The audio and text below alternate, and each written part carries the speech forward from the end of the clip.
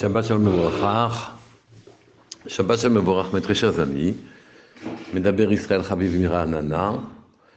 Je voudrais, en quelques mots, vous donner un éclairage sur la paracha. Moins de 8 minutes. Be'ezrat Hashem Yitbarach. Dans cette paracha, on voit que Moshe Rabbeinu a rencontré son Choten, son Yitro, son beau-père, qui est venu le voir. Et donc, il lui a raconté tout ce qui s'était passé pour les Bnei Israël, bien qu'il l'ait su, le savoir de la bouche de Moshe Rabbeinu. C'est quand même autre chose. Et à ce moment-là, il a été très impressionné, il a tremblé, et il a voulu s'installer dans le clan d'Israël. Et donc, on dit, il y a un passage dessus qui dit, Vaikach Yitro Choten Moshe, Ola Zezvachim, il a fait des sacrifices, la Elohim, pour Hachem.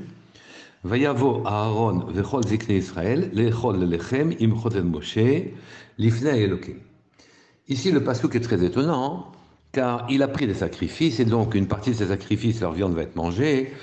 Et qui est venu manger avec lui? Vayavo, où ils sont venus, Aaron vechol ziknei Israël. Aaron et tous les sages d'Israël sont venus lechol lechem, sont venus manger le pain avec Choten Moshe, avec Yitro, le beau-père de Moshe, Lifnei Elokim devant Hachem. Naturellement, Lifnei Elokim, est-ce qu'on mange devant Elokim? Mais c'est tout simplement que quand on fait un repas avec des Talmidei Chachamim et qu'on s'y emploie pour développer beaucoup d'ivrei Torah dans ce repas, c'est comme si on mangeait devant Hachem, si on était à la table d'Akadosh Baruch Hu en quelque sorte. Mais c'est pas ça que je voulais vous dire. Rashi souligne et dit, il va y avoir Aaron, il est venu Aaron et tous les écrits d'Israël. Il pose une question très simple. Où Moshe et Chan Alach? Où était donc Moshe? Vahalo, Huyasa, Likrato. Lui, il était venu à sa rencontre. Oui.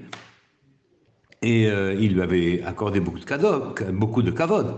Et là, Shehaya Omed, ou Meshamesh Livnehem, il leur servait le repas, il était omed, littéralement debout, ou Meshamesh, et il servait les convives à ce repas-là. En tout cas, lui, il semblait ne pas pouvoir manger. On ne comprend pas deux choses. D'abord, quelqu'un qui est Meshamesh, qui s'occupe des convives dans la table, il n'est pas omed. Il n'est pas omed qui semble dire qu'il ne puisse pas bouger. Oui, un Meshamesh, au contraire, il va de convive à convive, il les sert, etc. Mais ça, ce n'est pas la plus grande question. La plus grande question, c'est pourquoi Moshe Rabbeinu n'a-t-il pas mangé avec eux? Eh bien, les psukim qui suivent nous l'expliquent. C'est marqué, voyez, mais Machorat, Vaïshev Moshe lishpot ha'am. Le lendemain, voyez, mais Machorat, Vaïshev Moshe lishpot ha'am.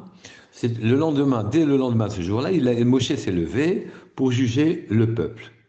Et donc, le peuple se tenait devant lui, et son beau-père le lui a reproché, et Moshe a répondu à son beau-père, quand ils ont un différend entre eux, ils viennent l'hydroche Elohim, ils viennent rechercher Hachem, rechercher la vie d'Hachem au travers de mes paroles. Et donc c'est moi qui leur donne et qui leur restitue. Et Moshe précise encore quelque chose de plus important.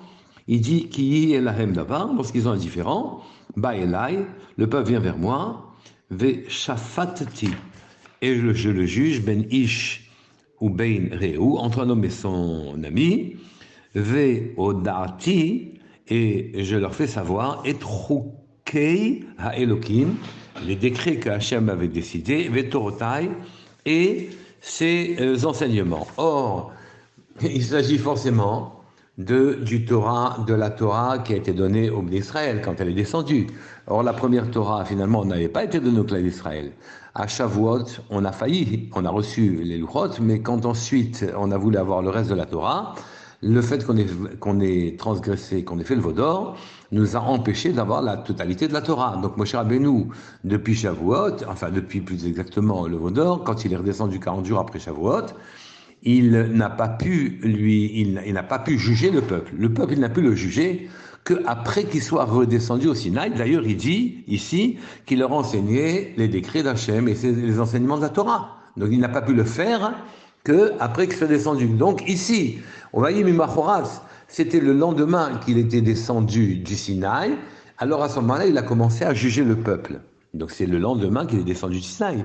Donc s'il est descendu le lendemain du Sinaï pour juger le peuple et pour pouvoir lui enseigner comment Hachem jugerait leurs différends, c'est que c'était la veille, c'était Kippour. Donc quand il a reçu son beau-père, c'était le jour de Kippour. Et à ce moment-là, Moshe Rabbeinu, qui connaissait la Torah, il n'a pas mangé le jour de Kippour. Alors vous allez me demander, mais pour quelle raison les autres ont mangé? Yitro a fait manger à Aaron et tous les sages d'Israël. La réponse est très simple. C'est qu'en vérité, Moshe Rabbeinu ne leur avait pas encore expliqué qu'à Kippour on ne devait pas manger. On peut rajouter même une raison supplémentaire, c'est que le jour où le Beit HaMikdash a été édifié par Shlomo HaMelech, quand Shlomo a fait le Beit HaMikdash, c'était Kippour, et on n'en a pas mangé non plus, parce que quand on descend la Torah, ou quand on descend le Beit HaMikdash, ou quand un jour est parmi nous, c'est un jour de fête, on ne mange pas. Mais eux, ils ne savaient pas. Et Moshe Rabbeinu ne leur a pas dit encore que c'est Kippour. Et de toute façon, ils avaient mangé déjà dans la nuit, donc ça ne pouvait pas être le jeûne de Kippour.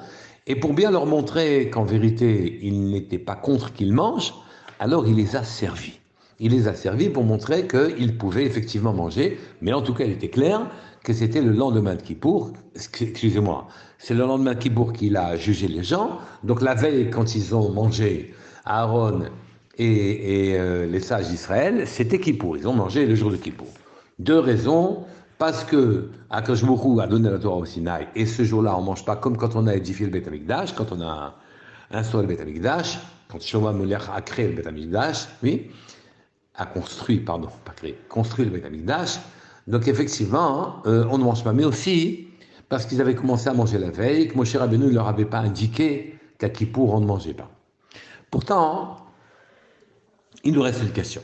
Il nous reste une question, c'est marqué, qu'est-ce que faisait Moshe Rabbeinu? On comprend, lui, il ne mangeait pas. Lui, il ne mangeait pas parce que lui, il est descendu du Sinaï en sachant qu'à Kippour, on ne mangeait pas. Mais alors, pourquoi il était Omed ou Meshamesh? Qu'est-ce que c'est le mot Omed? Qu'il se tenait debout et Meshamesh, et qu'il servait. Si tu sers, tu es debout, mais tu bouges. Omed, c'est quasiment sans mouvement. C'est quasiment sans mouvement. Comment on peut dire Omed ou Meshamesh? Oui. Et les Chachamim, le Tal Chaim notamment, nous explique et il nous cite Zacharia qui dit Venatati lecha mehalchim ben haomdim. Je te donnais toi l'homme à être quelqu'un qui avance ben haomdim parmi ceux qui sont statiques. Qui sont statiques? Ce sont les malachim. Les malachim, ils sont statiques. Et ils n'ont aucun moyen de faire grandir, d'avoir de la grandeur en dehors de celle qu'ils ont d'emblée initialement donnée par Akadosh Baruch Hu. Mais l'homme, lui, il a deux pieds, il est mehalach, il avance, il progresse. Et il essaye c'est pour ça qu'il essaye de grandir, c'est pour ça que les malachim s'attachent à nous en disant on vous aide certes, mais il faut que vous nous fassiez grandir quand on s'accroche à vous. Et donc Moshe Rabbeinu, en quelque sorte, était ce jour-là un malach qui servait. Il était Omed, oui, il ne bougeait pas. Il bougeait pas. Il bougeait pour servir, mais il ne bougeait pas en quelque sorte de son niveau.